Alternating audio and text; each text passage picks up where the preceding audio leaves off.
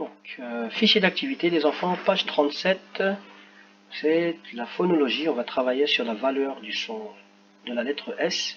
Vous vous rappelez, hein, la lettre S, je peux la voir, et lorsqu'elle est seule, hein, bien sûr, elle peut faire le son Z, ou elle peut faire le son S. Et on se rappelle, hein, les enfants, la lettre S, quand elle est entre deux voyelles, le O et le E, par exemple ici, elle va faire Z.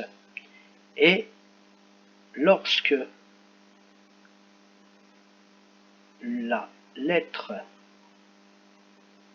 est comprise, la lettre S est comprise entre une consonne et une voyelle, elle fera le son S.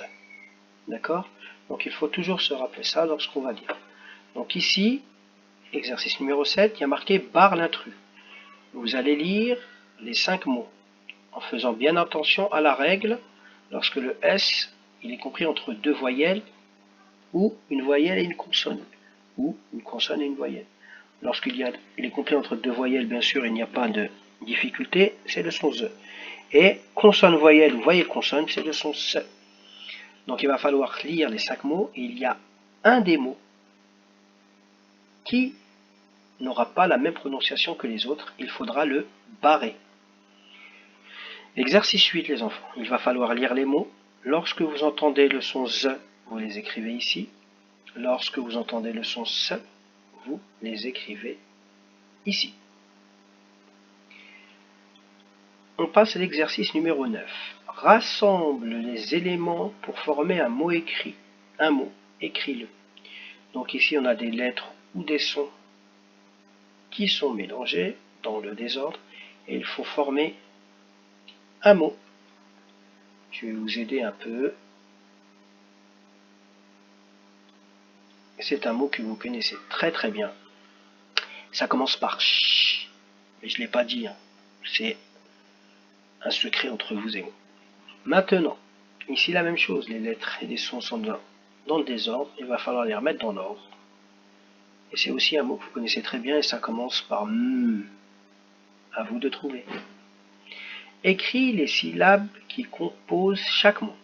Donc là, vous avez des mots. Il faut les découper en syllabes. Ça, vous savez très bien le faire. Chaque syllabe, une case. Ici, il y a 2 cases, donc 2 syllabes. Ici, dans ce mot-ci, il y a 3 cases, donc 3 syllabes. Ici aussi, il y a 3 syllabes. Et celui-ci a 3 syllabes. Et à la fin, vous allez recopier cette première syllabe et cette dernière syllabe, celles qui sont en bleu, pour former le nouveau mot. N'oubliez pas de former le nouveau mot. Exercice numéro 11. Complète avec la syllabe qui convient. Donc là, on a le son zi ou si, ça va dépendre des mots. Ici, c'est le son z ou c, ça va dépendre aussi du mot. Et là, ce sera le son zon ou son. En fait, là, on entend z, on vous le dit. Hein. Donc, si vous choisissez celui-ci à placer dans un de ces 3 mots, il fera le son zi, les 3 premiers. Celui-là va faire z, et celui-là, zon. Donc, en fait, vous avez 3 syllabes, 3 mots. Donc, une syllabe par mot. 3 syllabes, 3 mots. Ici, les enfants, il y a toujours les mêmes 3 syllabes, mais là, sur ces mots-là, le S fera S.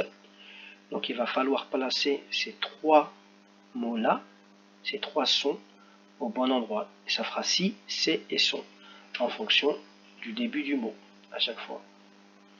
Écris le nouveau mot en remplaçant une lettre par S. Donc là, il faut essayer de remplacer une des lettres ici par la lettre S pour fabriquer un nouveau mot.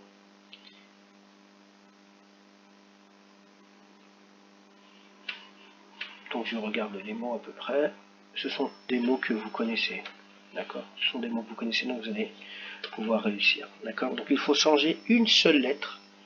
Je peux vous donner pour exemple celle-là. Loupe. Là, il y a marqué loupe. Et là, il faut trouver un mot. De là, il faut remplacer une seule lettre pour faire un nouveau mot.